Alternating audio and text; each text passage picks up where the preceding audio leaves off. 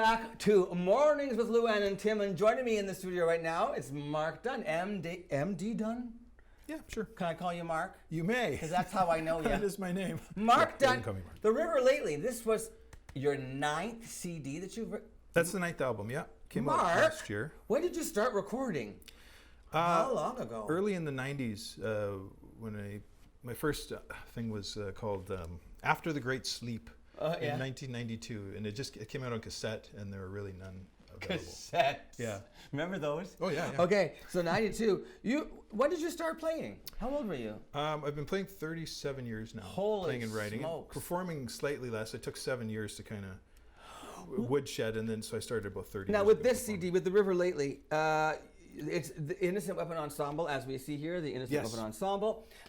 Quite a collection of musicians you have working yeah. with you there, sir. Ken Coulter on drums, Warren and Lynn Reveal, Craig West, Josh Norling, and Lindsay Pugh. Like, that's kind of cream of the crop in Sault Ste. Yeah, Marie. I'm very lucky.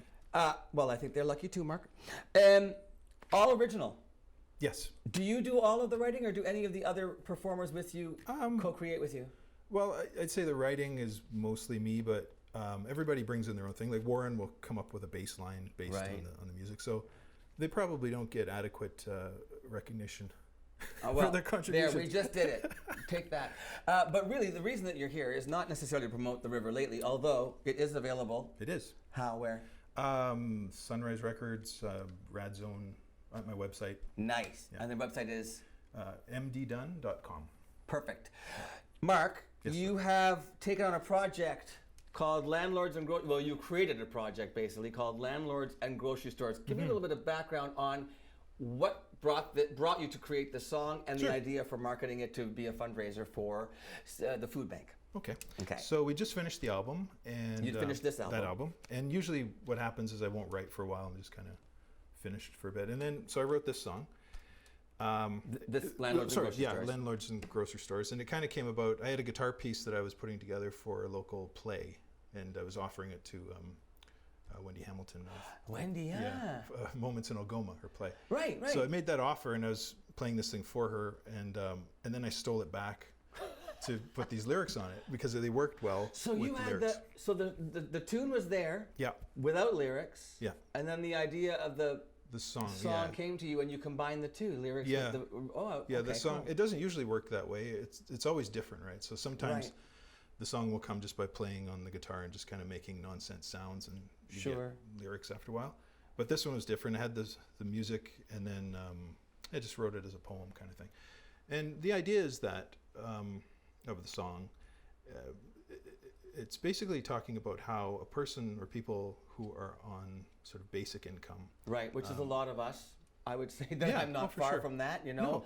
I'm one paycheck away from nothing. Yeah, you know? most people are. I mean, what is the like 40% of Canadians are Living paycheck to paycheck. Yeah, or more actually. Yeah. Than that. And so I've heard many times people arguing that Ontario works or welfare systems are burdens on society, and that they drain our resources and that. And so I've just kind of had one too many of those discussions with people, and it occurred to me that, well, all of that money goes to pay rent and groceries. Like, no one's profiting. What is it right now? Do you know what the allowance is? For a single person on Ontario Works, it's $656. $656 a month. And they get $200 extra. You got to pay rent out of that? Rent and food, yeah. And whatever else you need too. Yeah, right. And then you can only work up to a certain amount. $200. So after you're beyond $200, you lose those benefits. Yeah.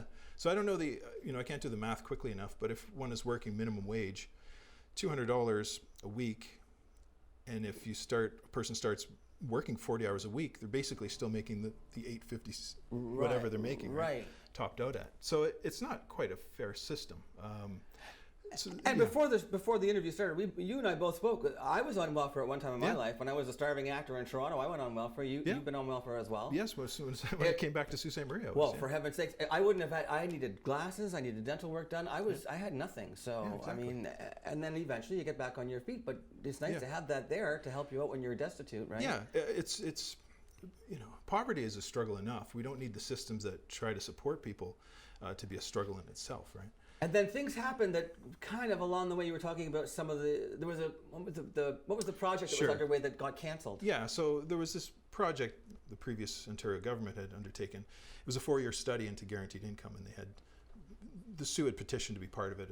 But I don't know how many groups there were around the province that were doing this, and they ran it for 2 years. And then that program was canceled. Gone. And these people in the meantime had, gotten decent housing for the first time. They were working, making extra money. So it seemed going like back to school. It seemed like it was working, the program. Getting some results. I don't know, and we'll never know, in fact, because that study was canceled. But they pulled the plug. Yeah, so 2 years of investing in that program, and now there's no data, right? You said they could have had some really useful data to draw from if they'd carried on and saw it to completion. Perhaps they would have at least been able to see if it is viable to offer guaranteed income to certain people, or but now we will never know that. So all of this, it can get a little overwhelming, make you feel a little bad about the situation, right? And so awareness raising, is that what this is about? I guess so. So the song kind of, all these things are going through my mind, and I just wrote the kind of poem. It's sort of in the voice of someone who's going through a situation like that, and dealing with a friend of mine, Craig West, the fellow who mixed and played some bass on that album. He said something really neat about the song. He said it's like an argument at Thanksgiving dinner with family, right? And right. So it's kind of like that. It's a sort of a discussion about explaining to someone why this isn't good enough. Yeah, exactly. And it's the system we have isn't really sufficient to deal with the poverty that we're facing as a nation. Yeah, and that's kind of the gist of the song. And so it came up with a little too late to put it on The River Lately. So you decided. Yeah, so decided we all liked the song, and then we just started playing it and building it and producing it. And I was just going to put it out as a single that people could download if they wanted. And I thought, well, if people, because Bandcamp has this really nice quality that you can tip, right? You can put a song up there for free, you can download it, but you can offer a tip. People can. Yeah, so I thought, if anyone gives money, if they like the song, if they've listened to it, or if they download care it. about the cause. Sure. Even if they're not crazy about the song, Mark, as long as they care about the cause, they can donate. Oh yeah, for sure. But you're gonna love the song. Just wait. But I'd say if you just want to donate directly to the cause that you have. And the cause you've chosen is the Soup Kitchen Community Center in the Sioux. Right. Because they do just tremendous work. I don't know how many, but thousands of families, thousands of meals. I think it's like tens of thousands of meals, probably more than that a year. And really a skeleton crew. There's Ron Sim and a couple people that work there and volunteers. So, they've been around for a long time. Don't know how long. Neither do I, but that's okay. Yeah. So this is your way of, raising some awareness and throwing some support their way. Yeah, I hope so. And it's not going to change anything for them. I'm not delusional in that. There's not a lot of money coming into buying singles. But whatever comes through will go to them, and I just hope maybe someone might hear the song and either get angry about it or. Hey, do you ever do? Now you guys don't gig a lot. You're more of a studio ensemble, more of a studio. Well, I play solo as much as possible. But, when you do you ever consider doing things like? Do you talk about this if you perform this song live? Yeah. Would that be the kind of thing you could say? And by the way, pass a hat, or there's a place to donate. I mean, I'm just wondering whether that would be an idea. That's a great idea. So that oftentimes when you go see a Broadway show, it's like Equity Fights AIDS, and so for one performance, performers come out after the show in costume and they stand at the door with buckets and say, "Give us, that was nice that you bought a ticket or you paid to cover whatever, but in the meantime, on your way out, throw some money in the bucket." That's a great idea. You So all I need now is a gig. Okay. All right. So you're going to now offer some performance of Landlords and Grocery Stores. Thank you. MD Dunn. They can buy it online? Online at mddunn.com, the single. And there's a link from... There's a link, to Bandcamp. Go to mddunn.com and you will find everything you need to buy his CDs and also this single, Landlords and Grocery Stores. Mark, thanks for being here. Thank you, Tim. Take it away. Thank you.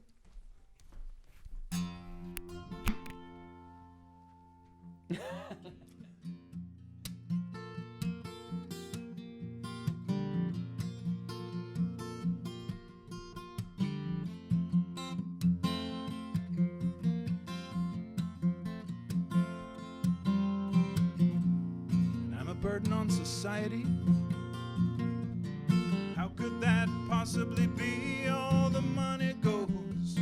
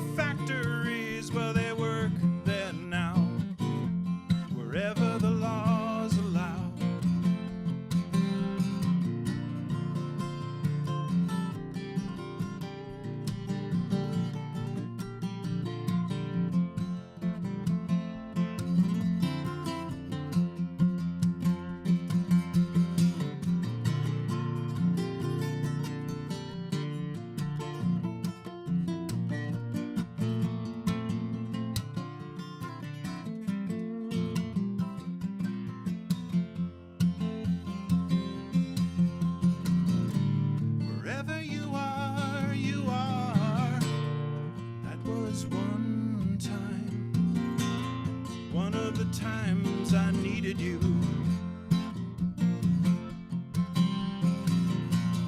That was one time, one of the times I needed you.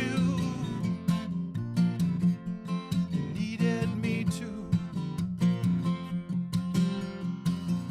Every day feels like February, a heavy cough, and what I'm wearing is all I got to get me through to summertime.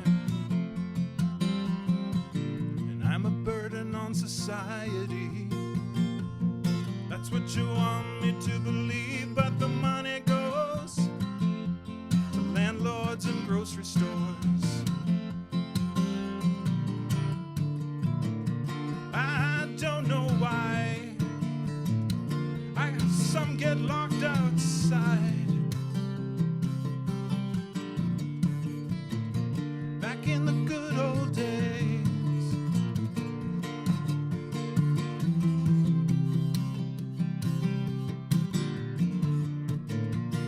La la la la la. La la la la la la. Hey, where'd the money go? Went to landlords and grocery stores. That's where it went. 'Cause that's where the money goes. Box of crackers and you pay the rent. Ask me where my money got spent. It went to landlords and grocery stores. Whoever you are, you are. That was one time, one of the times I needed you. That was one time, one of the times I needed you.